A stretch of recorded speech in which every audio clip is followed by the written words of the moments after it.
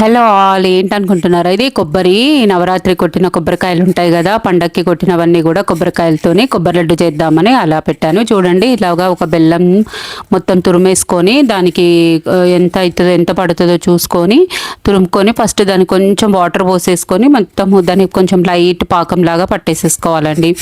ఇలా కొబ్బరికాయలు మిగిలాయని ఇంకా కొబ్బరి లడ్డూలు చేద్దామనేసి పెట్టుకున్నాను. ఇలా మొత్తం ఫ్రిడ్జ్లోనే పెట్టాను. నవరాత్రి కొట్టిన కొబ్బరికాయలన్నీ కూడా అలాగా చూడండి, కొంచెము మందపాటి గిన్నెలో తీసుకొని నెయ్యి వేసుకోవాలి. నెయ్యి వేసుకున్నాక మొత్తం మనం ఈ కొబ్బరిని ఎట్లా అంటే మిక్సీలో మొత్తం మరీ మెత్తగా కాకుండా కొంచెం బరకగానే పట్టుకోవాలి. పట్టేసేసుకోవాలి అండి. పట్టేసుకున్నాక మొత్తము అంతా దానికి కొంచెం ఏంటంటే కొంచెం లైట్గా షాలో ఫ్రై లాగా చేసుకుంటే మంచిగా బాగుంటుంది. దాంట్లో ఇంకేదైనా తేమ ఉన్నా కూడా వెళ్ళి చాలా బాగుంటాయి లడ్డూలు. ఇలా ఎంతమందికి ఇష్టం అండి. నేనైతే అసలుకి కొబ్బరికాయలు ఎక్కువ ఉంటే మాత్రం ఎప్పుడన్నా చట్నీ చేస్తాను. మోస్ట్లీ కొబ్బరి లడ్డు చేయడానికి ఇష్టపడతా ఉంటాను. మీలో కూడా కామెంట్ పెట్టండి నాకు, మీరేం చేస్తారు కొబ్బరి చిప్పలు ఎక్కువ ఉంటే కొబ్బరికాయలు కొట్టినవి. చూడండి, ఇలాగా మొత్తం లైట్గా సన్న సెగ మీదే సిమ్లోనే పెట్టేసుకొని మొత్తం దాన్ని మంచి కొంచెం వాటర్ వెళ్ళేదాకా ఫ్రై చేసుకోవాలి. కొంచెం నెయ్యి వేసేసుకొని అలా చూడండి, పక్కన పాకం కూడా అయిపోతుంది, రెడీ అయిపోతుంది. అది మొత్తం అయిపోయే లోపల ఇలాచి కొంచెం వేసుకుంటే పాకంలోనే వేసుకున్నాం అనుకోండి మంచి టేస్ట్ ఉంటుంది లడ్డు కట్టుకున్నప్పుడు కూడా మనకి. ఇంకా ఏంటండి, ఎలా ఉన్నాయి నా కుకింగ్ వీడియోస్ అన్నీ కూడా బాగున్నాయా?